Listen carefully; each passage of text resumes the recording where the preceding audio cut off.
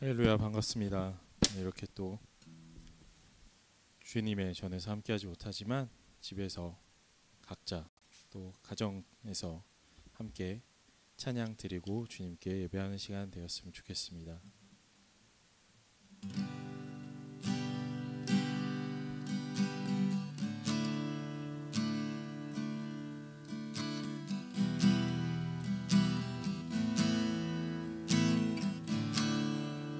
주를 위한 이곳에, 주를 위한 이곳에 예배하는 자들 중에 그가 찾는 이 없어 주님께서 슬퍼하시네. 주님이 찾으시는, 주님이 찾으시는 그 한 사람 그의 배차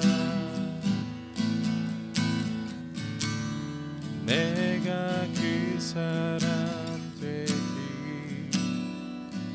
간절히 주께 예배하네. 다시 한번 찬양하겠습니다. 주를 위한 이곳에, 주를 위한 이곳에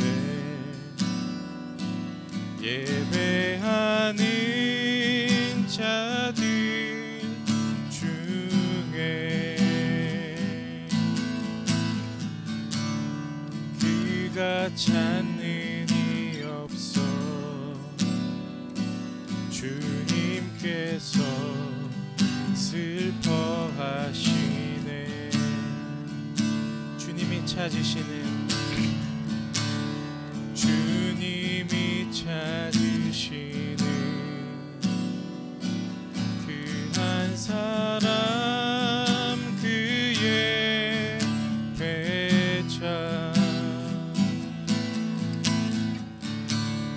내가 그 사람 되기 간절히 주께 예배하네. 주내로 이곳에 서 있네. 주 임재에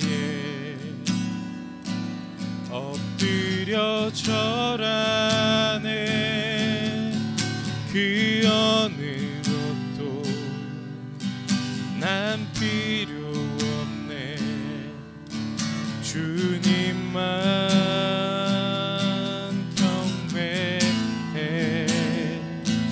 주 은혜로 이곳에 서 있네. 주 임재에 엎드려 절하네. 그 어느 것도 난 필요 없네. 주님만 경배해. 주내로 이곳에 서 있네. 주 임재에 엎드려 절하네. 그 어느 것도 난 필요 없네. 주님만 경배해. 주내로 이곳에 서 있네. 주 임재에 엎드려 절하네. 그 어느 것도 난 필요 없네. 주님만 경배해.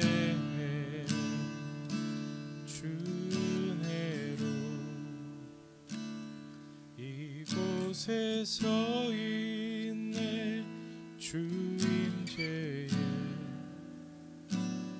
엎드려 절하네 그 어느 것도 난 필요 없네 주님만 경배해 주 은혜로 이곳에 서 있네 주 임재에 엎드려 절하네 그 어느 것도 난 필요 없네 주님만 경배해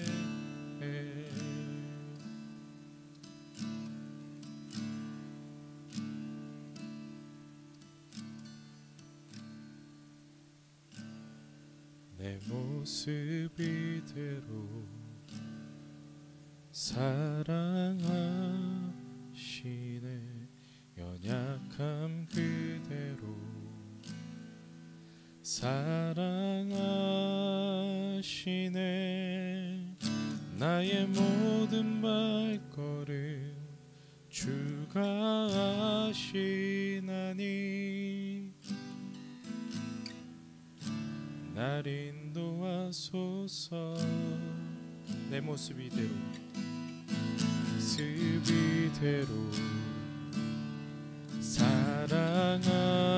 사랑하시네 연약함 그대로 사랑하시네 나의 모든 발걸음 주가 아시나니 날 인도하소서 주의 날개 아래 거하는 것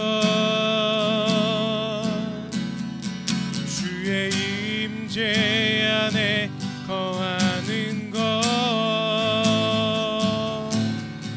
나의 가장 큰 소망 나의 가장 큰 은혜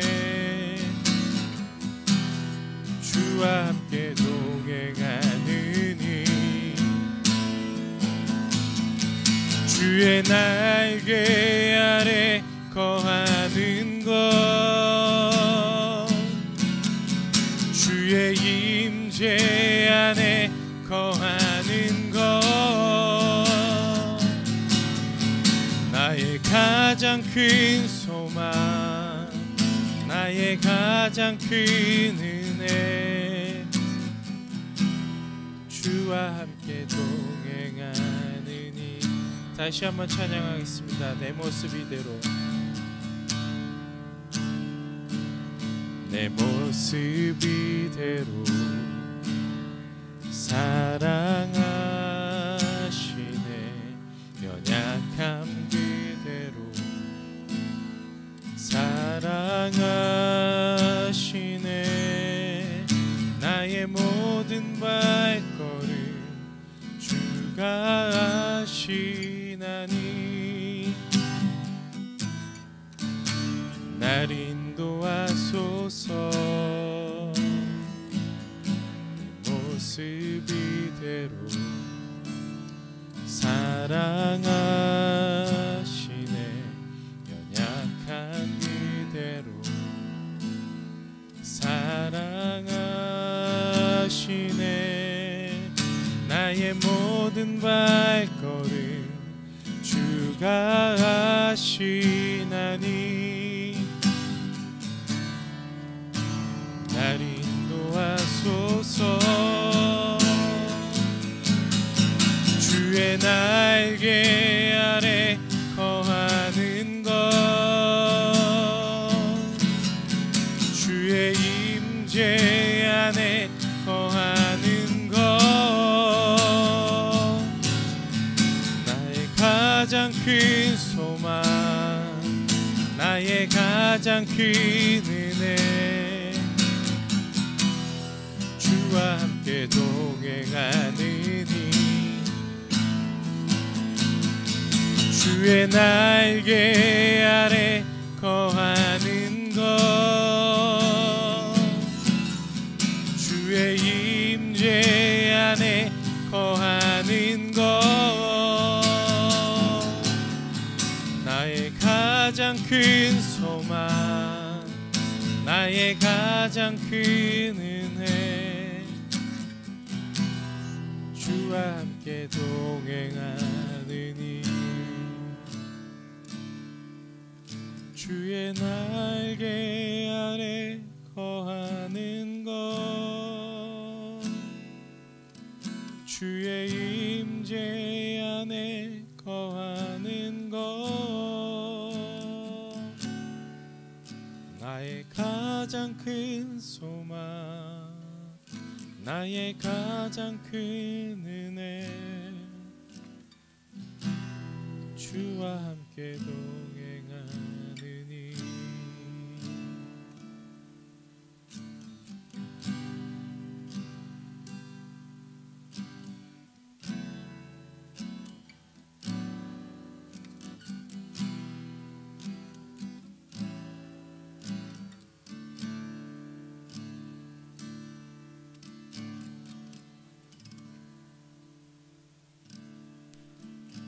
함께 이제 중보하는 시간 갖도록 하겠습니다. 코로나도 물론 우리의 삶을 위협하지만 여러분 아시다시피 이로 인한 어떤 조치들 때문에 경제적으로 굉장히 큰 충격이 있습니다. 오늘부터 이제 여러 음식점들이나 가게들이 또 카페들이 기존에 하던 장사를 할 수가 없게 됐죠. 그로 인한 경제적인 타격들 또 위축된 소비들 참 많이 어려운 시절입니다. 또 이제 그것들이 계속 누적되기 때문에 앞으로 그러한 경제적인 어려움과 그로 인한 또 우리 이웃들의 아픔들이 고통들이 더 가중될 가능성들이 너무 많습니다. 그래서 우리가 함께 기도할 수밖에 없습니다. 그래서 더 간절하게 우리가 하나님 앞에 나아갈 수밖에 없습니다. 우리가 함께 좀 기도하실 때 하나님 피할 수 없지만 우리가 이 모든 경제적인 충격이 최소화될 수 있도록 주님 도와주시고 이 국가적 위기 아니 전 세계적 위기를 우리가 함께 이게 중요한 것 같아요. 우리가 함께 극복해 나갈 수 있는 지혜와 또 그러한 한 마음을 우리에게 주시도록 여러분 우리가 함께 좀 이 시간 기도했으면 좋겠고요. 또 우리 바로 옆에 있는 우리 주변에 있는 우리 성도님들 우리 지체들을 위해서 기도하실 텐데요. 하나님 우리 성도님들의 삶의 자리 그것이 사업체든 직장이든 또한 가정이든 정말 주님께서 주신 은혜와 평안으로 이 시절을 지켜달라고 함께 해달라고 우리가 이 시간 같이 좀 간절한 마음으로 기도하는 시간 갖도록 하겠습니다. 우리 함께 기도하겠습니다. 네, 오늘의 대표 기도는요 우리 양순영 권사님께서 보내주셨습니다. 우리 같이 제가 대신해서 고백하도록 하겠습니다. 우리 다 함께 기도하시겠습니다. 우리를 만드시고 이 땅에 있게 하신 하나님, 온 세상은 코로나 바이러스로 인해 힘들고 어려운 시간을 보내고 있습니다.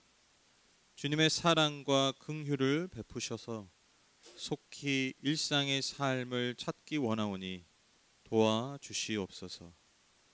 코로나 바이러스로 확진되어 고통당하는 사람들이 있습니다. 그들이 지탄받을 대상이 아니라 위로하고 보호받아야 함을 모두 알게 하여 주옵소서. 우리 역시 그 입장이 될 수도 있었으니 주님의 마음으로 품게 하여 주시옵소서. 요즘 성경 통독을 통해 확인하는 것이 있는데 하나님은 늘 선민들과 그 반대편의 선자들 사이에서 승리의 영을 불어넣기도 하시고 빼앗기도 하셨습니다. 요즘 같은 사회적인 어려운 환경 속에서도 주님께서 운행하시는 줄을 믿습니다. 환경의 어려움과 말의 혼란 속에서 손을 놓아 자포자기하지 않게 해 주시옵소서. 눈에 보이지 않는 바이러스가 우리의 삶을 장악하듯이 보이지 않는 하나님의 운행하심을 믿사오니 우리가 예민하게 반응하여 매 순간들을 잘 선택하게 하여 주시옵소서. 말씀을 전하시는 목사님, 온라인 예배로 인해 혹여 우리의 신앙이 느슨하여질까 시간마다 최선을 다하십니다. 전하시는 목사님도 듣는 우리도 지난주 말씀처럼 뽕나무 위로 올라갈 수밖에 없었던 삭개오의 간절한 마음이기를 바라며 예수님의 이름으로 기도드립니다. 아멘. 네, 우리 말씀 보실까요? 룻기 1장 1절에서 7절 말씀입니다. 룻기 1장 1절에서 7절 말씀 우리 함께 읽도록 하시죠. 시작. 사사시대에 그 땅에 기근이 든 일이 있었다. 그때의 유다 베들레헴 태생의 한 남자가 모압 지방으로 가서 임시로 살려고 아내와 두 아들을 데리고 길을 떠났다. 그 남자 이름은 엘리멜렉이고 아내 이름은 나오미이며 두 아들의 이름은 말론과 기륜이다. 그들은 유다 베들레헴 태생으로서 에브라 가문 사람인데 모압 지방으로 건너가 거기에서 살았다. 그러다가 나오미의 남편 엘리멜렉이 죽고 나오미와 두 아들만 남았다. 두 아들은 다 모압 여자를 아내로 맞이하였는데 한 여자 이름은 룻이고 또 한 여자 이름은 오르바였다. 그들은 거기서 10년쯤 살았다. 그러다가 아들 말론과 기륜이 죽으니 나오미는 남편에 이어 두 아들마저 잃고 홀로 남았다.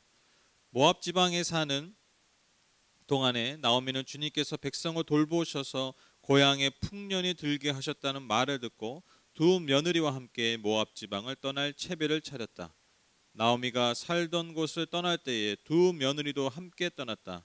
그들은 유다 땅으로 돌아가려고 길을 나섰다. 아멘. 아시다시피 지금 성경 통독이 이어지고 있습니다. 지금 청년들 또 장년부 이렇게 나눠서 성경 통독을 계속해서 하고 있는데 아주 너무 잘 하고 계세요. 지금 한 달 반 넘었죠? 가까이 하고 있는데 굉장히 지금 잘 하고 계십니다. 여러분 성경을 읽어보신 분, 또 성경을 특별히 통독하신 분들의 아마 공통적인 그 어떤 어려움, 또 최대의 난적은 여러분 아시다시피 어떤 레위기, 또 민수기, 신명기 이런 율법이 많이 나오는 그런 성경, 또 중간중간에 나오는 족보들 뭐 이런 것들 읽다 보면요, 내가 지금 뭘 하고 있는 건가 그런 생각이 들면서 이 성경 읽기 어떤 흥미가 참 많이 감소되고 그러다 보니까 또 그쯤에서 이게 통독을 포기하게 되는 그런 경우들이 참 많이 있습니다. 그런데 여러분 성경이요 다 항상 이렇게 재미없진 않아요. 성경에도 굉장히 재미있는 이야기들이 많이 있고 흥미로운 이야기거리들이 참 많이 있습니다. 제가 개인적으로 성경 이야기들 중에 가장 흥미롭게 또 가장 재미있게 다가오는 책이 있다면 바로 오늘 저와 여러분이 읽으신 룻기입니다. 룻기를 한 번이라도 읽어보신 분은 아시겠지만 여러분 룻기의 어떤 이야기 구조는요, 내용은요, 일반적인 어떤 영화, 드라마에 못지않은 전개를 가지고 있습니다. 굉장히 재미있어요.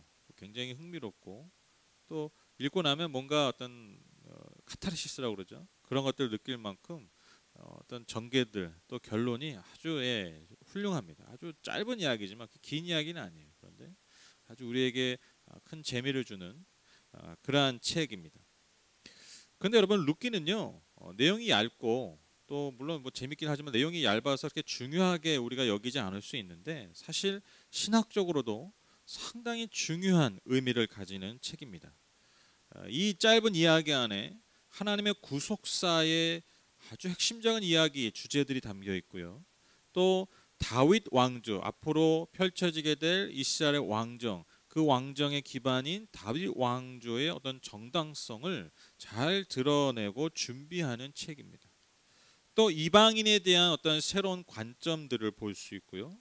무엇보다 이 이야기가 우리가 신약에 나타나시는 그 예수님의 족보에까지 언급되는 그 룻의 중요성이 또한 이 책을 통해서 우리가 읽을 수 있습니다.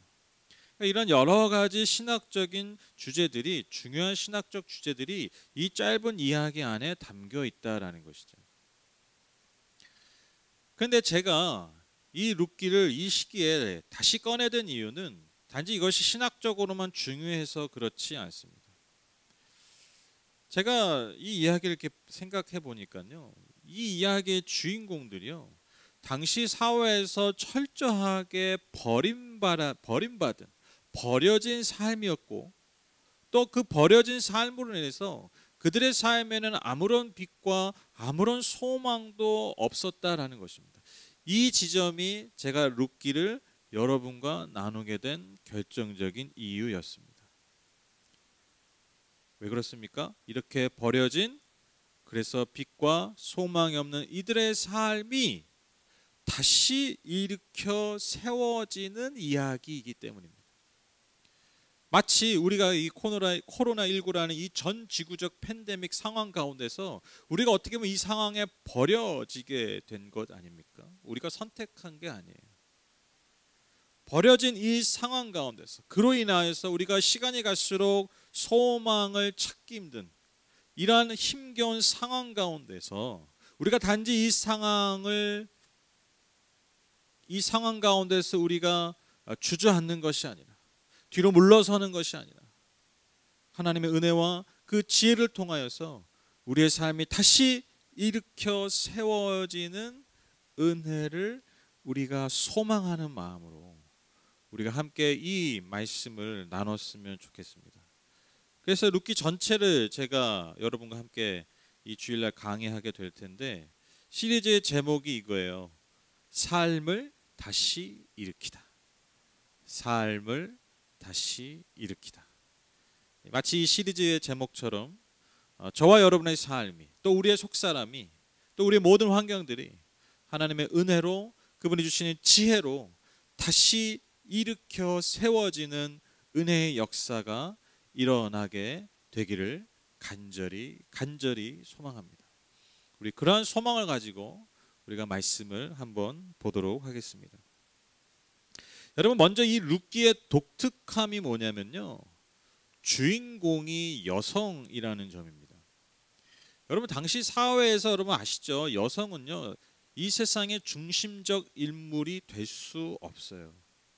항상 남자의 부속물로서 그렇게 존재할 수밖에 없던 사회였습니다. 그런데 여러분, 룻기는요, 이 모든 이야기의 중심에 여성이 있습니다.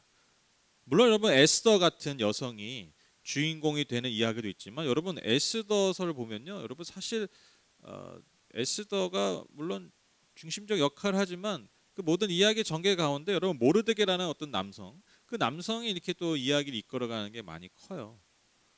그런데 여러분 아시다시피 룻기는요, 특별히 더 이 시어머니인 이 나오미를 통해서 이야기가 진행이 됩니다. 1절에 보시면, 사사시대에 그 땅에 기근이 든 일이 있었다. 그때 유다 베들레헴 태생의 한 남자가 모압 지방으로 가서 임시로 살려고 아내와 두 아들을 데리고 길을 떠났다.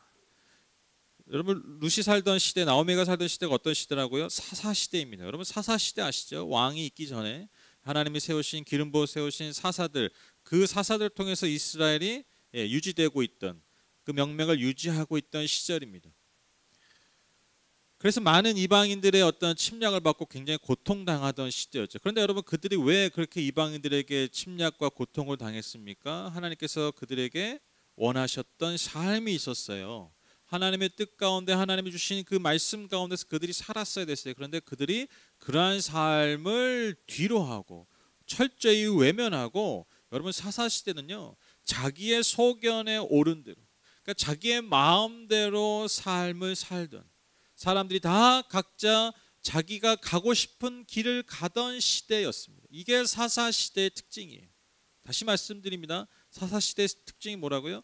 자기 소견에 옳은 대로 행하던 때, 내가 가고 싶은 길을 걸어가며 살던 때, 여러분 그때가 사사시대였다라는 것이죠. 바로 그때 여러분,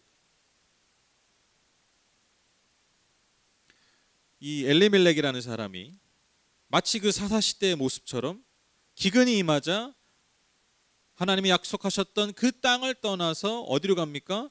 이방 지역인 모압 땅으로 가게 됩니다. 그러니까 여러분 우리가 창세기 아브라함 이야기 또 이삭 이야기를 보면 아시겠지만 여러분 일관적으로 보면 이 구약 성경에서 하나님이 약속하신 땅을 떠났다라는 것은요 무엇을 상징합니까? 그 사람의 믿음 없음을 뜻합니다. 그러니까 하나님을 향한 불신앙의 표지라는 것이죠. 근데 여러분 아이러니하게도 이 엘리멜렉이라는 사람의 이 엘리멜렉 이 이름의 뜻이 뭐냐면 나의 하나님이 왕이시다라는 뜻이에요. 나의 하나님이 왕이시다. 그러니까 이름과 전혀 반대되게 사는 거예요. 나의 하나님이 왕이셔서 그 왕의 통치를 받고 그 땅, 그 나라 안에서 살아야 되는데 어떻게 해요? 자기 살 길을 찾아서 스스로 다른 왕을 찾아서 떠난 거예요. 그 이방 지역으로 떠난 거예요. 여러분 이게요 당시 사사시대의 모습을 그대로 보여주고 있는 거예요. 엘리멜렉을 통해서 그 사사시대의 그 시대적 한계를 그 당시 살았던 사람들의 믿음의 한계를 보여주고 있는 것이죠. 그런데 그 모압 땅에서 이 엘리멜렉이 어떠한 이유에서인지 죽게 됩니다. 그래서 과부가 된 나오미와 두 아들만 남게 되는데 이 두 아들이 결국 그 당시 이방 사람이었던 두 여인과 결혼을 하게 됩니다. 그게 이제 룻과 오르바입니다. 거기서 10년쯤 살게 되는데 그러다가 그 두 아들마저 죽게 됩니다. 여러분 나오미 입장에서 한번 생각해 보시죠. 얼마나 기구한 인생입니까? 여러분 고향을 떠나 이방 지역에 사는 것도 여러분 얼마나 고생스러웠겠어요. 지금도 여러분 우리가 단지 이사만 가도 얼마나 고생합니까? 하물며 당시에 수천 년 전에 여러분 내가 살던 고향을 떠나 산다는 건요 오늘날의 이민과 비교할 수도 없을 만큼 굉장히 힘겨운 결정이고 또한 힘겨운 삶이 예고된 거예요. 그러니까 얼마나 여러분 고통스럽겠어요. 그렇게 가족끼리 살아도 고통스러운데 심지어 그 모든 자신의 삶의 기반인 남편이 죽어버린 거예요. 과부가 된 것이죠. 근데 아들은 또 둘이나 있네. 그래서 제가 볼 때 여러분 이 나오미가요 이 두 아들이 이방 여인과 결혼하게 된 것도요 물론 어떤 율법을 범한 것이긴 하지만 삶의 어떤 최후의 수단일 수밖에 없었다는 거. 왜냐하면 그 땅이 있으니까요 그 땅에 정착할 수밖에 없었고 그러니까요 그 땅에 사는 여자들과 결혼할 수밖에 없었다라는 것이죠. 그러니까 우리가 뭐 쉽게 정죄할 수 없는 부분입니다. 그러니까 여러분 이방인으로서 또 과부로서 그 낯선 땅에서 사는 것이 얼마나 힘겨웠겠습니까? 그런데 그 마지막 남은 희망이었던 두 아들마저 생명을 잃게 됩니다. 여러분 이 나오미의 삶을 우리가 어떻게 이해할 수 있겠습니까? 어떻게 우리가 진짜 내 옆에 있던 사람이라면 여러분 어떻게 쉽게 위로조차 할 수 있겠습니까? 그게 여러분 나오미의 삶이었어요. 그냥 짧게 단편적으로 진술되어 있어서 그냥 그런가 보다 넘길 수 있지만 여러분 이 한 절 한 절의 내용을 우리가 정말 곱씹어보면서 나오미의 삶으로 우리가 감정이입을 해보면요 여러분 나오미처럼 기구한 인생, 나오미처럼 여러분 고통스러운 삶은 아마 없었을 것입니다. 여러분 당시의 과부는요 어떤 사회적인 경제적인 안전망, 사회적인 지위 등이 전혀 없는 모두를 상실한 존재들이었어요. 여러분 마치 오늘날 그 노숙자분들 보면 여러분 진짜 아무것도 없는 거잖아요. 가족도 없고 뭐 지금 그냥 하루하루 진짜 그냥 뭐예요 구걸해서나 급식소 가서 그렇게 살 수밖에 없는. 여러분 당시 과부가요 이거보다 더한 삶이었다. 저는요 이 나오미의 이 참 기구하고도 이 비참한 이 고통스러운 삶을 보면서 왜 룻기가 특별히 사사기 뒤에 있는지 깨닫게 됐어요. 여러분 룻기 바로 앞에 있는 책이 사사기거든요. 아까 제가 사사 시대에 대해서 잠깐 설명드리지 않았습니까? 근데 여러분 제가요 사사기를 강의했을 때 수요일날 사사기 강의했을 때 제가 발견한 아주 놀라운 그 메시지가 뭐였냐면 여러분 그 사사 시대를 보면요 하나님의 뜻을 벗어나고 그래서 하나님의 뜻이 전혀 인정되지 않는 시대 상황, 그래서 그들의 삶, 이스라엘 백성들의 삶이 얼마나 하나님 보시기에 악하고 패역한지 그 드러나는 증거가 있어요. 증거들. 그러니까 이 시대 사람들, 이 시대 이스라엘 사람들이 얼마나 악하고 패역한지 그냥 드러나는 증거들인데 그 증거가 뭐냐면요, 당시 여성들이 고통을 당해요. 그러니까 사회적 약자인 여성들이 너무나 비참한 대우를 받아요. 그러한 이야기들이 여러분 사사기에 있어요. 그러니까 다시 말씀드립니다. 이스라엘 백성들이 얼마나 악하고 패역한지 그 증거가 뭐냐? 여성들이 고통을 당하는 그러한 장면들이 있다라는 거예요. 그래서 여러분 사사기에 보시면 막 그 정말 끔찍한 그 여성을 아주 끔찍하게 대하는 장면들이 나와요. 아무렇지도 않게 그 남자들에 의해서. 그러니까 그게 이스라엘 백성들이 얼마나 악하고 패역한지 드러내는 증거라는 것이죠. 여러분 오늘 나오미를 보십시오. 왜 나오미가 이렇게 기구하고 이렇게 비참하고 고통스러운 삶을 살게 됐습니까? 누구의 선택 때문입니까? 엘리멜렉의 잘못된 선택 때문입니다. 나오미는요 그저 남편을 따라간 게 밖에 없어요. 나의 하나님이 나의 왕이시다라고 고백하던 그 엘리멜렉이 하나님을 떠나 이방 땅으로 가서 삶을 선택했기 때문에 그 선택에 대한 그 결과, 그 열매를, 그 쓰디쓴 열매를 나오미가 먹게 된 거예요. 그러니까 여러분 사사기의 이야기가 그대로 룻기에 이어지고 있는 것이죠. 이 예배를 보시는 남성분도 있겠지만 기분이 어떠실지 모르겠지만 이 남자들이 다 망쳐놓은 삶이었다라는 거예요. 여러분 남자라는 게 단지 오늘날처럼 생물학적인 남자 여자가 이게 아니라 여러분 당시 남자는요 여러분 가정과 여성 특히 여성을요 책임져야 됐던 사람들이에요. 근데 그 책임을 다하지 못하고 오히려 고통만을 안겨줬다라는 것이죠. 그런데 이 룻기가 여러분 왜 위대한 책이냐, 왜 놀라운 이야기냐, 그렇게 남자들 때문에 비참한 삶에 버려질 수밖에 없었지만 그 버려진 삶에서 그냥 주저앉아서 그렇게 버려진 대로 산 게 아니라 여러분 그 여성들 스스로 일어나서 스스로 그 삶을 일으켜 세워서 여러분 삶의 역전을 가져왔다라는 거예요. 그래서 여러분 이 룻기가 위대한 이야기. 하나님이 그들에게 주셨던 그 아주 작은 그 겨자씨만한 믿음과 지혜로 여러분 그들의 삶의 역전을 가져온 이야기. 여러분 이게 룻기라는 것이죠. 6절 7절 보시면 모압 지방에서 사는 동안에 나오미는 주님께서 백성을 돌보셔서 고향에 풍년에 들게 하셨다는 말을 듣고 두 며느리와 함께 모압 지방을 떠날 채비를 차렸다. 나오미가 살던 곳을 떠날 때에 두 며느리도 함께 떠났다. 그들은 유다 땅으로 돌아가려고 길을 나섰다. 여러분 나오미가요 자신의 고향인 베들레헴 땅으로 유대 땅으로 돌아가기로 결단합니다. 이렇게 결단한 이유가 뭐라고요? 주님께서 이스라엘 백성을 돌보셔서 그 땅에 풍년이 들게 하셨다라는 말을 듣게 되는 거예요.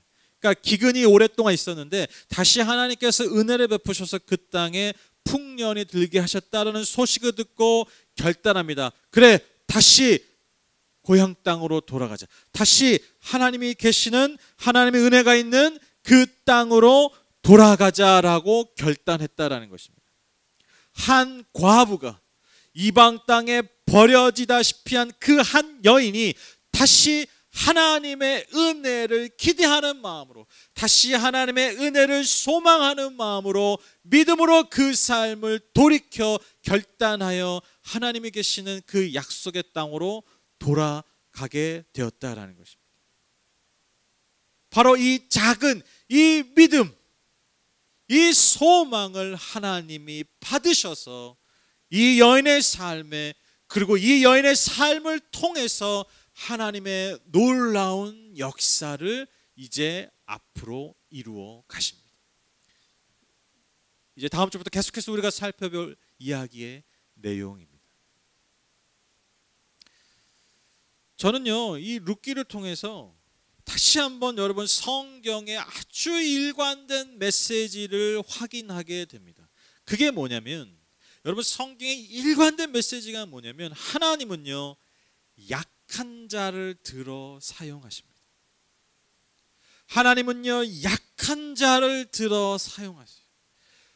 아주 역설적이게도 하나님은 약한 자를 들어 약한 것을 사용하여 하나님의 강함, 하나님의 능력, 하나님의 구원의 그 놀라운 역사를 이루어 가십니다.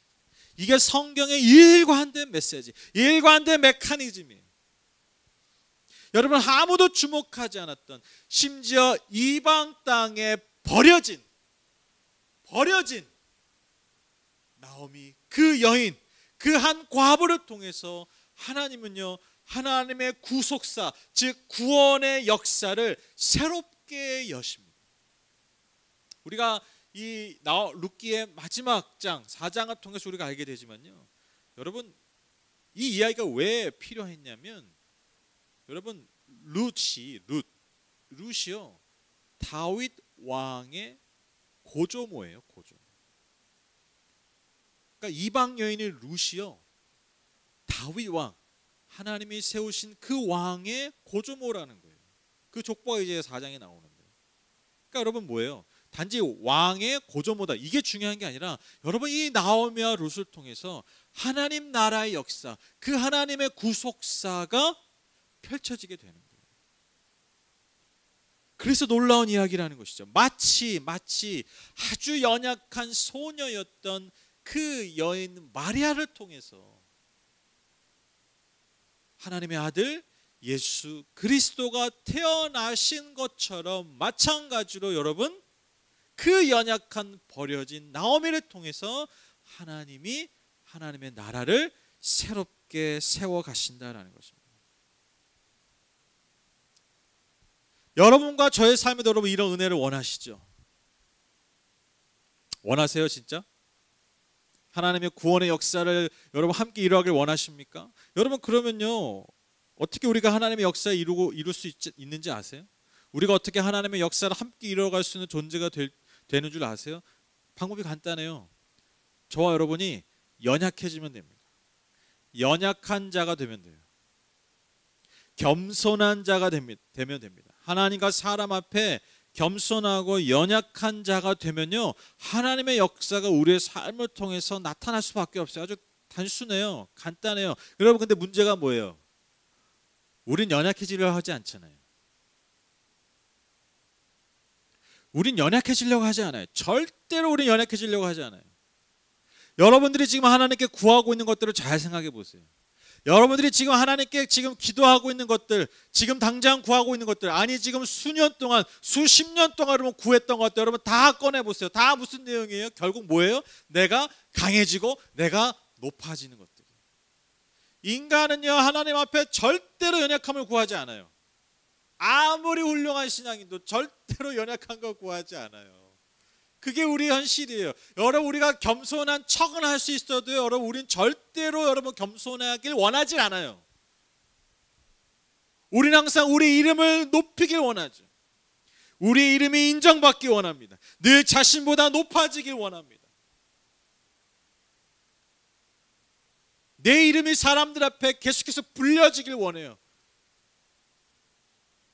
여러분, 인간은요 절대로요 연약해지려고 하지 않고요, 절대로 겸손한 자가 되려 하지 않습니다. 여러분, 그게 인간이에요. 자, 그래서 하나님께서 이 땅을 사는 우리의 삶에 고난을 허락하시는 이유가 여기에 있습니다. 왜? 인간은 스스로 연약해지지 않기 때문입니다. 스스로 겸손해지지 않기 때문입니다. 그래서 어쩔 수 없이 하나님은 피조물들에게, 심지어 자신이 택한 하나님의 백성들, 자녀들에게도 고난을 때때로 허락하실 수밖에 없어요. 왜? 우리는 겸손해지지 않기 때문에, 우리는 스스로 연약한 자의 자리에 가지 않기 때문에, 그래서 우리가 하나님의 그 놀라운 은혜의 역사, 은혜의 통로, 구원의 역사, 구원의 통로로 쓰임 받을 수 없기 때문입니다. 아니, 우리가 그 은혜와 구원을 맛볼 수 없기 때문입니다. 여러분 우리가 너무나 당연하게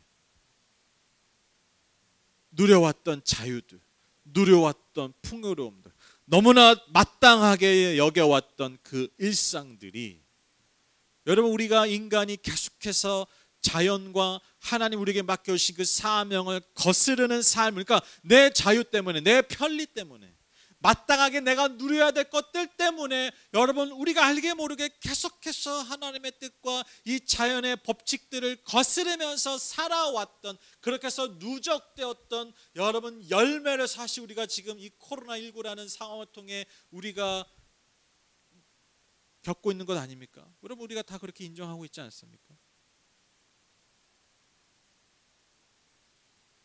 그래서 여러분 우리가요 너무나 당연했던 자유, 너무나 마땅했던 우리의 일상들, 그것이 결코 당연한 것이 아니었습니다. 결코 마땅한 것이 아니었습니다. 우리가 깨닫고 있지 않습니까? 그래서 우리 스스로를 겸손히 하고 마땅히 당연히 내 마음대로 누리는 것이 아니라 스스로 절제하고 스스로 내가 연약해지지 않으면, 그러니까 그 자유를 오히려 우리가 누릴 수 없음을 우리가 처절하게 배우고 있지 않습니까? 사람 만나는 거, 공기 마시는 거, 어디 나가서 외출하는 거, 여러분 이게 무슨, 이게 뭐 어떻다고요 이게? 근데 너무나 당연한 이 삶이 우리가 지금 멈춰져 있잖아요. 위축돼 있잖아요.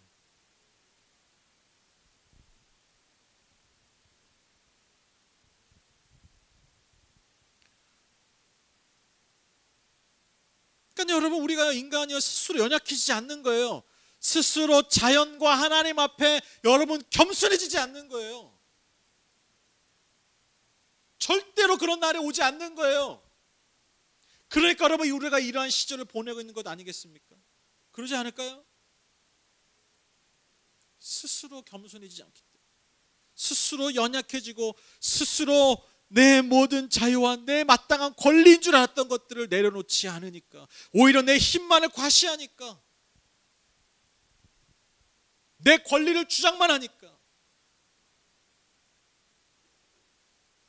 여러분 한국교회도 마찬가지죠. 여러분 소위 한국교회 내에서 힘이 있다, 한국교회 내에서 이름이 있다 여겨지는 여러분 교계의 많은 인사들을 통해서 여러분 지금 그들이 하고 있는 말들과 그들이 하고 있는 행동들을 통해서 여러분 세상에 하나님의 은혜를 보고 있습니까? 하나님의 능력을 보고 있습니까? 하나님의 구원의 손길을 경험하고 있습니까? 아니죠. 오히려 힘이 있다 여겨지는 사람들, 교계의 인사들을 통해서 오히려 하나님의 능력, 아니 너무나 안타깝게도 하나님의 존재조차 보여지지 않고 있어요.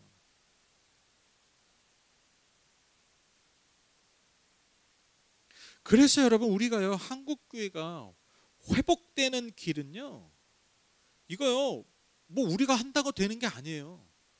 하나님의 은혜로 되는 거예요. 하나님의 은혜로밖에 그게 되지 않아요. 즉 하나님이 직접 일하시지 않으면 여러분 절대로 한국교회 회복되지 않습니다.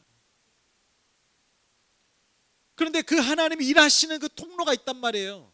하나님이 역사하시는 그 통로가 있단 말이에요. 그게 뭐라고요? 그게 우리의 연약함이라는 거예요.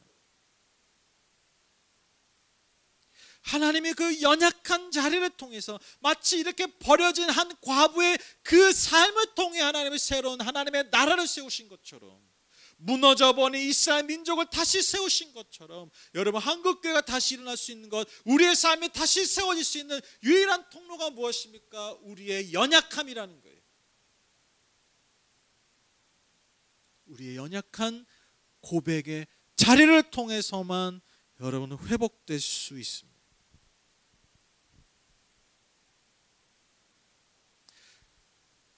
그러니까요 이게 너무나 역설적인 거죠.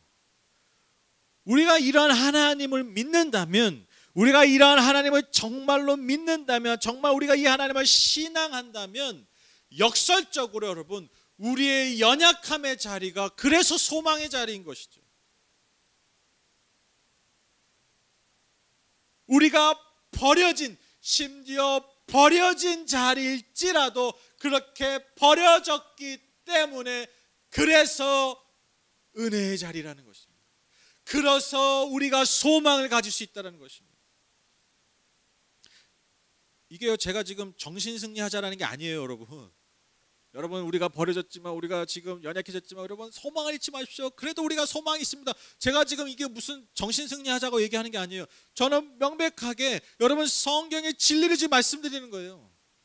일관되게 하나님께서 우리에게 말씀하고 계신 것들을 다시 말씀드리는 것뿐이에요. 너의 연약함의 자리가 오히려 내가 일할 자리라는 거예요. 너가 버려진 자리가 오히려 내가 다시 새롭게 역사할 자리라는 거예요. 너가 버려진 그 비참한 만큼 오히려 내가 더 놀랍게 역사할 자리라는 거예요. 이게 성경이 우리에게 말씀하시는 겁니다. 이것이 룻기가 나오미의 삶을 통해서, 이 버려진 과부의 삶을 통해서 저와 여러분에게 주시는 하나님의 말씀인 것입니다.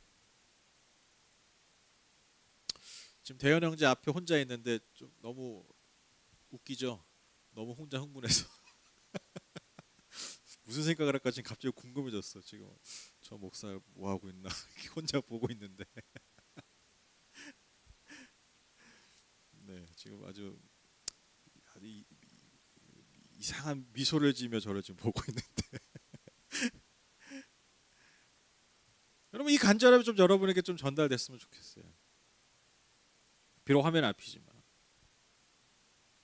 그래서 여러분, 우리가 지금 연약해졌잖아요. 스스로 안 했어. 스스로 안 되니까. 우리가 스스로 안 되니까 여러분 어쩔 수 없이 우리가 연약한 자리에 가지 않았습니까? 우리가 여러분 낙심의 자리로 가지 않았습니까? 우리가 때는 어떻게 절망의 자리까지 가지 않았습니까? 그래서 겸손하려고 겸손하는 게 아니라 우리의 삶이 너무나 겸손해지지 않습니까 지금? 그런데 여러분, 우리가요 이런 하나님을 믿기 때문에 여러분 계속 좌절하지 말고요, 계속 낙심만 하지 말고요. 낙심할 수 있어요. 좌절할 수 있어요. 그러나 낙심만 하지 말고 좌절만 하지 말고, 때론 내 삶을 비관할 수도 있어요. 우리 인간이니까요. 그러나 비관만 하지 말고 오늘 나오미처럼 이 하나님의 은혜를 붙들고 그 한 줄기 그 빛을 향해서 걸음을 돌이키시라는 거예요. 다시 은혜의 걸음을 떼시라는 거예요. 믿음으로 담대한 걸음을 다시 일으키시라는 거예요. 오늘 본문 마지막 절 7절 하반절에 여러분 이렇게 선포하고 있습니다. 그들은 유다 땅으로 돌아가려고 길을 나섰다. 그들은 유다 땅으로 돌아가려고 길을 나섰다. 여러분, 제가 믿음으로 담대한 걸음을 떼라고 얘기했지만, 여러분 사실 여러분 이들이 돌이켜서 가는 그 걸음, 그 장면을 한번 생각해 보세요. 얼마나 사실 진짜 꼴이 말이 아니었겠습니까? 과부 셋이에요. 과부 셋.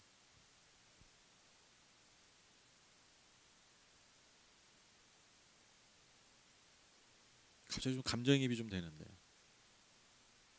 과부 셋이에요. 남자가 한 명도 없어요. 그 여인 셋을 지킬 만한 어떤 것도 없었어요. 그들이 무기가 있습니까? 힘이 있습니까? 그들이 그 모압 땅에서 여러분 유대 땅으로 돌아가는 그 길 가운데서 몇 날 며칠 갔을 텐데, 사막도 지나가 광야도 지나갔어야 됐을 텐데, 맹수의 위협도 있었을 것이고 도적대의 위협도 있었을 것이고, 여러분 지금 이들이요 유다 땅으로 돌아가는 건요 어떻게 보면요 모압 땅에서 사는 것보다 더 위험한 결정이었을 수 있어요. 더 그 삶의 결론이 비참하게 끝날 수 있는 결정이었을 수도 있어요. 그렇잖아요. 왜냐하면 가다가 죽을 수도 있으니까. 가다가 도적대에 잡혀가지고 여러분 겁탈당하고 여러분 진짜 노예로 팔려. 그러니까 여러분 더 비참한 상황이 벌어질 수도 있었어요. 뿐만 아니라 여러분 그들이 걸어가는 그 모습들이 얼마나 여러분 비참해 보였겠습니까? 그런데 여러분 지금 그들이 의지한 게 뭐예요? 그들이 바라본 게 뭐예요? 단 하나만 바라본 거예요. 단 하나만 그들이 소망한 거예요. 뭐예요? 우리의 고향 땅, 우리가 섬긴 그 하나님, 그 하나님이 계신 땅에 하나님이 다시 은혜를 주신다더라. 다시 하나님이 그 땅에 은혜를 주신다더라. 그 땅에 지금 하나님이 계신다더라. 우리가 지금 의지할 것은, 우리가 소망을 둘 것은 그거밖에 없다. 그 소망밖에 없다. 그 은혜밖에 없다. 그래서 그 은혜가 있는 그 한 줄기, 그 단 한 줄기 빛, 그 은혜라도 우리가 그것을 향해 나아가자. 그렇게 뗀 발걸음이라는 거예요. 그렇게 그들의 삶을 돌이켰다라는 거예요. 그 걸음을, 여러분, 그 과부 셋의 그 걸음을 다 여러분 비참하게만 바라봤던, 불쌍하게만 바라봤던 여러분, 그 걸음을 하나님이 축복하셨다라는 거예요. 하나님이 그 걸음을 보셨다라는 거예요. 하나님이 그 걸음을 외면하지 않으셨다라는 겁니다. 아무도 보지 않았죠. 아무도 그 걸음에 소망이 있다고 여기지 않았지만, 심지어 그들도 하나님이 그 걸음을 보신 거예요. 그 걸음에 함께 하셨다라는 겁니다.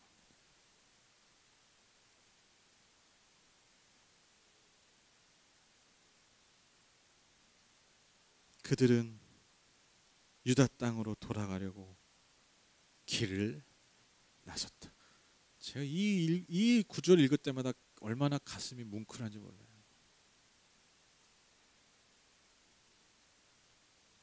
우리도 이 걸음을 걸어야 할 줄 믿습니다. 우리의 삶에도 이 돌이킴이 이 시절에 있어야 될 줄 믿습니다. 다시 좌절만 하지 말고, 비겁만 하지 말고, 만하지 말고 다시 일어나서 다시 소망을 가지고 하나님의 약속 있는 곳을 향하여서 우리가 돌이켜 길을 나서야 합니다. 결론을 맺겠습니다. 내 존재가 완전히 버려진 땅이 어디예요? 나오미에게 있어서 바로 모압 땅입니다. 그냥 버려졌어요.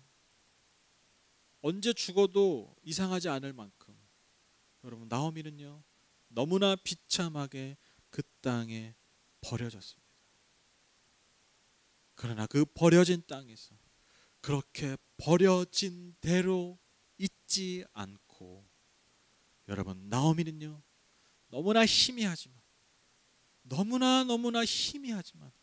그 한 줄기 소망, 한 줄기 빛, 그 하나님 은혜의 그 한 줄기 소망을 향해서 그의 삶을 돌이켜 다시 약속이 있는 땅, 하나님이 계신 땅으로 발걸음을 내딛습니다. 우리가 이 발걸음을 오늘 저와 여러분이 주목하기를 원합니다. 여러분, 코로나19로 인해서 어떻게 보면 우리가 이 상황 가운데 마치 버려진 것 같은 그러한 상황들이지만, 여러분, 우리가 이렇게 버려진 대로 있을 존재들이 아니에요. 그렇게 버려진 대로 주저만 앉아 있을 만한 존재들이 아니라는 것이죠. 여러분, 여전히 하나님의 은혜가 우리의 삶에 있습니다. 하나님의 약속이 우리의 삶에 있습니다. 하나님의 약속의 땅이 여러분, 저와 여러분에게 여전히 약속되어 있습니다. 그래서 여러분, 지금 비록 힘겹죠. 당연하죠. 버겁죠. 당연하죠. 너무 어렵죠. 매일매일 때로는 좌절하죠. 우울하죠. 당연해요, 여러분. 여러분, 다시 말씀드리지만 좌절만 하지 말고, 힘겨워만 하지 말고, 우울하기만 하지 말고, 그 자리에서, 그 버려진 자리에서 여러분 하나님의 약속을 보시라는 거예요. 그 소망을 보시라는 거예요. 그리고 보기만 하지 말고 일어나 걸음을 떼세요. 한 걸음이라도, 한 걸음이라도. 다 비웃어도 야, 그거 가지고 되겠냐? 그거 가지고 되겠냐? 야, 나오미랑 저 며느리 저 과부도 저 3명 저 걸어간다. 저 가다가 죽을 걸. 야, 고향 땅에 가긴 하겠냐? 가다가 죽지. 여러분, 그들의 발걸음 아마 다 비웃었을걸요. 다 하찮게 여겼을걸요. 다 아무도 의미 없게 여겼을걸요. 아니, 주목하지도 않았을걸요. 근데 하나님 그렇게 보시지 않았다는 거예요. 그게 중요한 거잖아요, 여러분.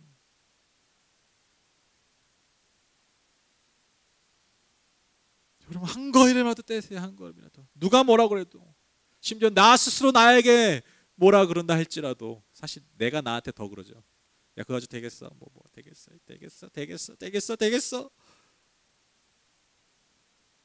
들리든 말든 여러분, 걸음을 떼세요. 하나님에게 신령해서 걸음을 떼십시오. 한 걸음 한 걸음 포기하지 말고 여러분 그렇게 걸어가다 보면 여러분 반드시 약속의 땅에 도착하게 되실 겁니다. 그리고 그 약속의 땅에서 하나님이 우리에게 예비하신, 내가 기대도 하지 않았던, 내가 상상도 하지 못했던 놀라운 하나님의 은혜의 역사가 저와 여러분의 삶에 준비되어 있을 줄 믿습니다. 그 은혜의 역사, 그 하나님의 놀라운 역사의 중심에 서게 되는 그날까지 우리의 걸음을, 그 믿음의 걸음을, 그 담대한 걸음을 놓치지 않는, 포기하지 않는 저와 여러분 다 되시기를 주님의 이름으로 간절히 소망합니다. 아멘. 그리고 우리가 이 나옴의 이 걸음을 하나님이 어떻게 사용하셨는지 우리가 계속해서 매주 살펴보도록 하겠습니다. 우리 같이 찬양하실까요? 오늘 말씀 기억하시면서 어떻게 보면 버려진 것 같은 우리의 삶, 우리의 상황들을 우리가 이 시간 하나님 앞에 고백하면서 같이 찬양 고백 드렸으면 좋겠어요. 같이 찬양합시다.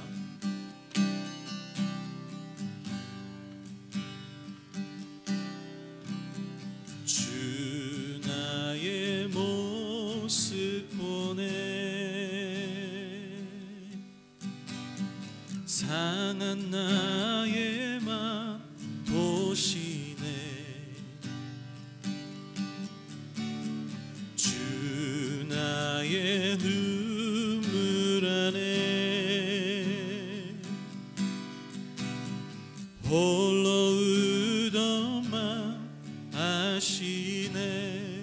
다시 한번 주 나의 모습 보네, 주 나의 모습 보네. 상한 나의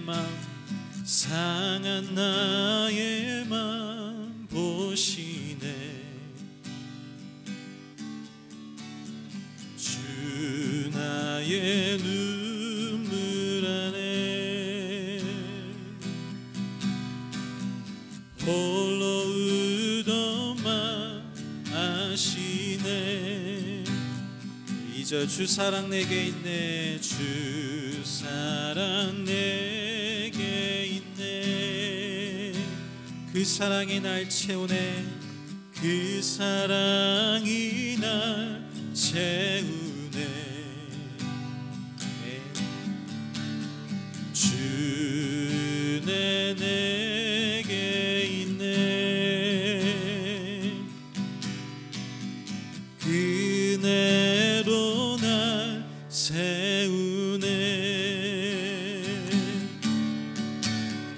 세상 소망 다 사라져가도 주의 사랑은 끝이 없으니 살아가는 이 모든 순간이 주 은혜임을 나는 믿네. 세상 소망 다 사라져가도 세상 소망 다 사라져가도 주의 사랑은 끝이 없으니 살아가는 이 모든 순간이 주 은혜임을 나는 믿네. 세상 소망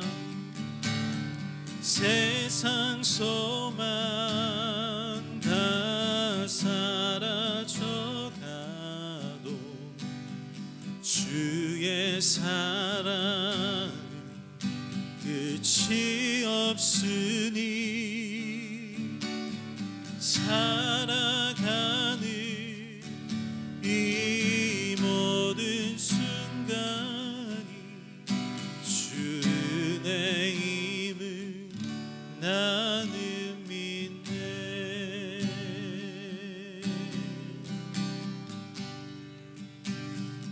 시간 말씀 기억하면서 좀 기도하실까요? 하나님, 네, 맞습니다. 내가 스스로 약해지지 않고 내가 스스로 겸손해지지 않고 내 잘난 맛에 내 능력으로 내 힘으로 이 세상을 살아가는 것처럼 그렇게 살아왔던 내 삶을 고백합니다. 주님, 그래서 다시 겸손히 주님의 주되심을 인정하고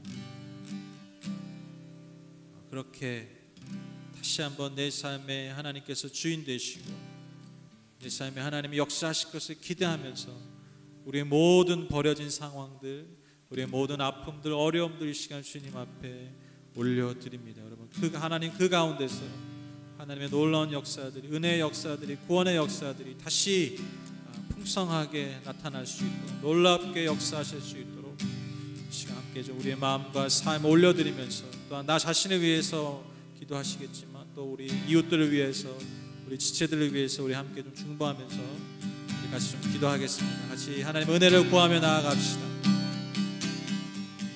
하나님, 세상 소망 다 사라져가도 주의 사랑 끝이 없으니 살아가는 이 모든 순간이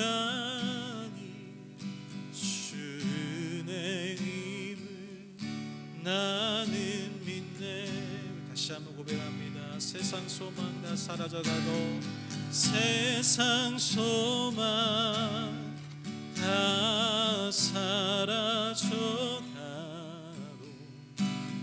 주의 사랑 끝이 없으니 살아가는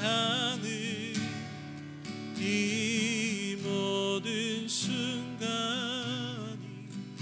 주 은혜임을 나는 믿네.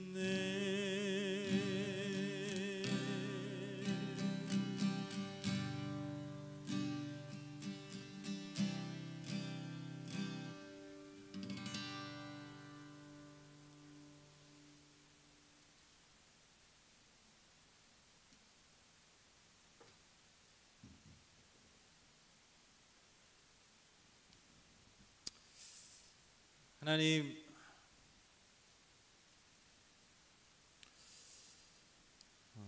정말 그런 마음이 들었습니다. 우리가 마치 이 시절에 버려진 것 같다. 물론 이 모든 상황들이 결국 우리 인간들이 오랜 시간 뿌렸던 씨앗의 열매이지만 지금 이 상황을 사는 우리는 마치 버려진 것 같았습니다. 그래서 룻기가 생각이 났고, 그래서 특별히 나오미의 삶이 다시 생각이 났습니다. 하나님, 그러나 이 버려진 상황 가운데서도 주님은 여전히 놀랍도록 살아계시고 역사하시는 분임을 우리가 룻기를 통하여서 다시 한번 깨닫게 됩니다.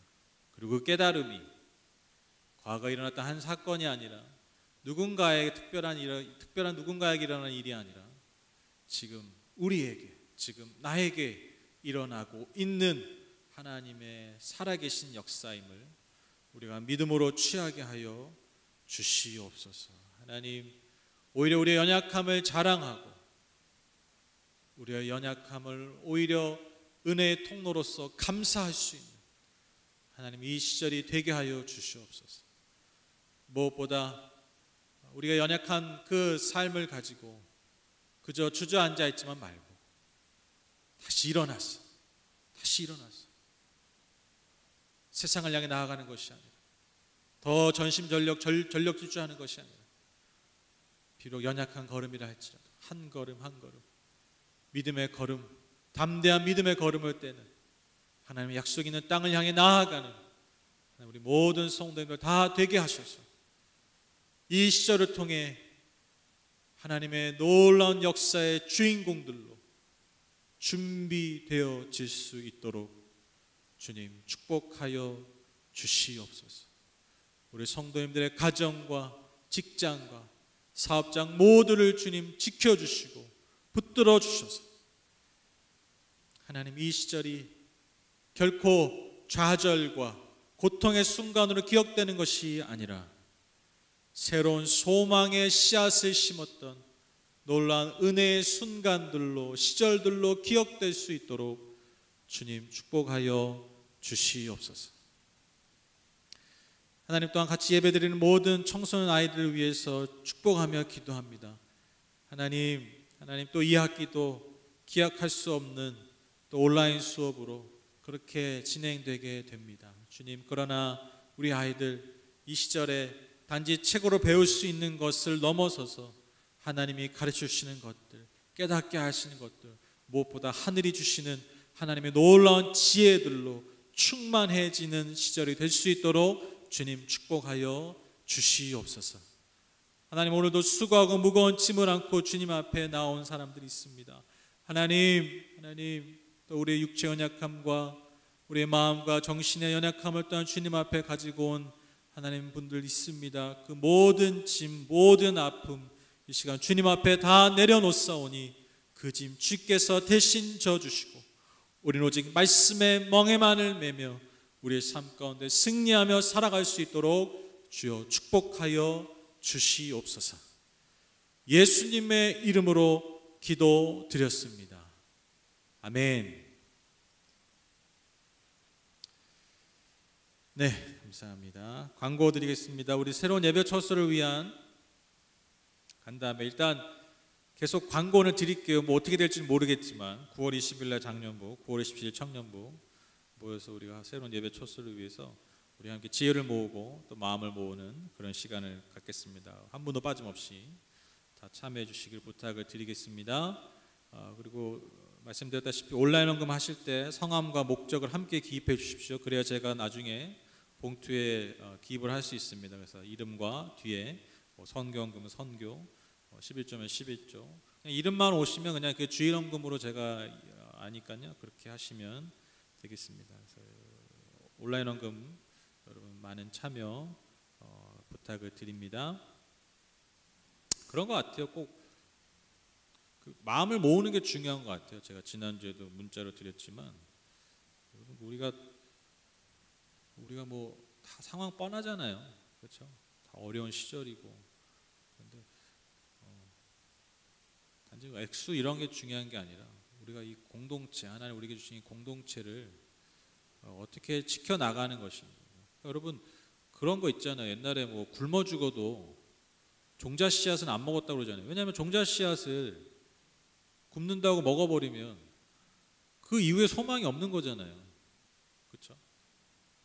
저는 글쎄요. 지금 제 마음은 그래요. 지금 제 마음. 앞으로 제가 어떻게 변할지 모르겠지만 안 변하게 여러분 기도해 주세요. 지금 제 마음은 그래요. 제가 무슨 교회를 위해 통해서 무슨 부귀영화를 누리려고 하겠습니까? 그게 아니라 이게 우리의 최후의 어떤 보루 아닌가요? 근데 제가 예전에 설교도 말씀드렸지만 여러분 앞으로 이 시대 우리가 마주할 시대는요 오히려 정말 더 공동체가 더 중요한 시절이 와요. 그러니까 우리가 지금도 너무 깨닫고 있지 않습니까? 그러니까 저는 그 공동체를 정말 잘 만들고 싶고 그래서 그 공동체를 만들어가는 분들과 이것을 너무 같이 누리고 싶고 그리고 더 중요한 건 이 공동체를 이 은혜의 공동체 구원의 공동체를 그리고 이 땅에서 우리의 삶을 풍요롭게 하는 풍성하게 하는 공동체를 우리가 다음 세대에 물려줘야 되잖아요. 우리 아이들에게 건물이 아니더라도 그게 우리가 그 아이들에게 줄 수 있는 가장 중요한 유산 아니겠습니까? 그렇죠? 가장 중요한 유산이에요. 그게 제 소망이에요. 제가 하늘복교회를 향한 소망이 그거예요. 제가 뭐 이걸 통해서 부귀영화를 누리고 그럼 제가 가게 더 열심히 하죠. 그렇죠? 그게 더 가능성이 많아요. 제가 볼 때 부귀영화로 따지면 그게 가능성이 많아. 그리고 뭐 제가 뭐 외부 활동 많이 하겠죠. 제가 제 이름 내는 게 중요하다면 제가 뭐 그런 욕심이 없는 사람이 아니겠지만 근데 안 하려고 하는 거죠. 저는 이 공동체를 지키고 싶어서 이 공동체를 우리가 함께 누리고 또 물려주고 싶어서 그래서 여러분 우리가 이 시절에 무엇을 지켜야 되는가 이게 참 중요한 것 같아요. 뭘 우리가 마지막까지 지켜야 되는가 마지막까지 지켜야 될 게 무엇인가 우리가 그것을 기억하면서 여러분 액수가 중요한 게 아니에요. 우리의 마음이 모아지는 게 중요합니다. 마음이 모아지는 게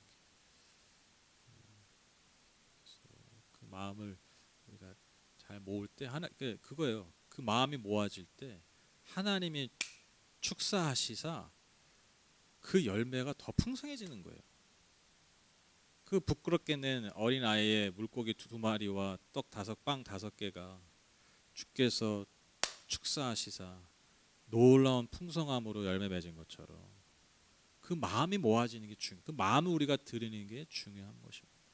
그래서 여러분 항상 예물을 드리실 때 특히 온라인으로 헌금하실 때 그런 마음으로 하셨으면 좋겠어요. 그런 마음으로. 그러면 하나님이 반드시 그 열매를 그 씨앗을 받으시고 놀랍게 열매 맺어 주실 줄 믿습니다. 믿어요. 그거 안 믿으면 어떻게 살아요? 저는 믿어요. 네, 다음 주 우리 대표기도 우리 김미연 자매님 우리 못 뵌 지 너무 오래됐어요. 제가 이제 우리 가게 근처 사셔가지고 종종 지나가다 뵙긴 하는데 예배당에서 못 본 지 너무 오래됐는데 그 기도 문의로라도 우리가 좀 함께 만났으면 좋겠습니다. 다음 주 부탁드립니다. 네, 제가 DCM을 위해서 기도하고 예배를 마치도록 하겠습니다.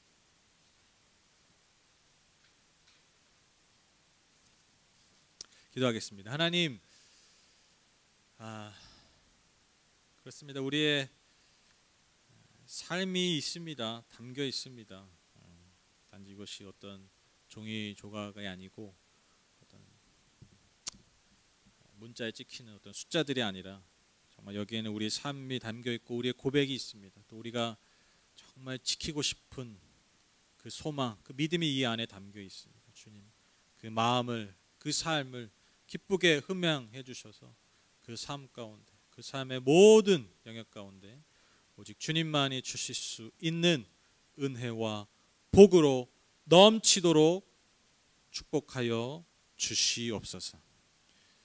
지금 우리 주 예수 그리스도의 무한하신 은혜와 하나님 아버지 우리를 향하신 그 영원하신 사랑과 보혜사 성령님 우리와 늘 친밀히 교제하시고 우리와 동행해 주심이 버려진 것 같은 이 상황 가운데서 주저앉아 있지만 말고 다시 믿음의 담대한 걸음, 그 한 걸음 한 걸음을 다시 새롭게 걸어 나갈, 그래서 하나님 나라의 놀라운 그 역사의 중심이 될 우리 모든 성도님들의 복된 삶 위에, 그리고 이 교회 위에, 그리고 함께 영상으로 예배하는 모든 분들 위에 이제부터 영원토록 함께 하시기를 간절히 축원하옵나이다. 아멘.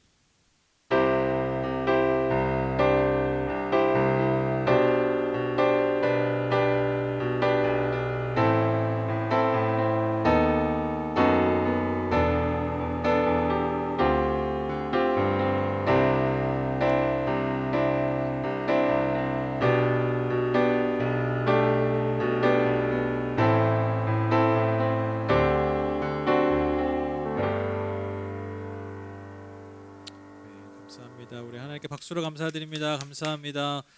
여러분 오늘도 수고하셨고요. 또 오늘 채팅창에 같이 예배 드신 분들과 같이 인사하시고 또 은혜를 함께 나눠주시고 그리고 식사하러 가셨으면 좋겠습니다. 여러분 감사합니다. 사랑하고 축복합니다.